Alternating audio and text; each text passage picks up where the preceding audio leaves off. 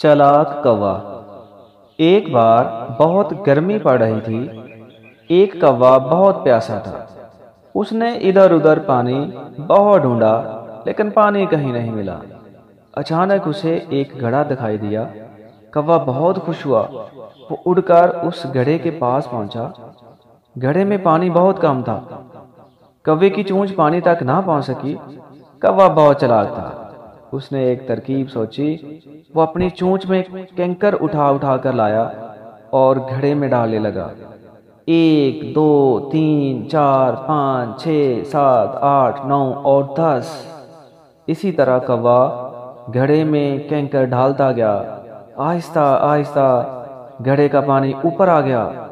कौवा घड़े पर जा बैठा और अब पानी इतना ऊपर आ चुका था कि कौवे की चोंच पानी तक बआसानी पहुंच गई। कौवे ने खूब पानी पिया और अपनी प्यास बुझाई। फिर वो पेड़ यानी दरख्त पर बैठकर आराम करने लगा।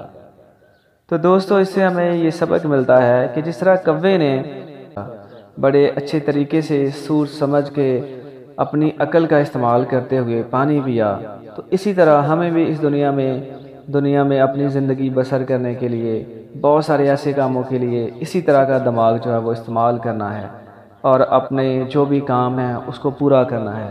और बेशक अल्लाह ताला ने हमें ये दिमाग इसीलिए दिया है कि हम इस दिमाग का इस्तेमाल करें और अपने सारे काम जो हैं वो सोच समझ कर करें।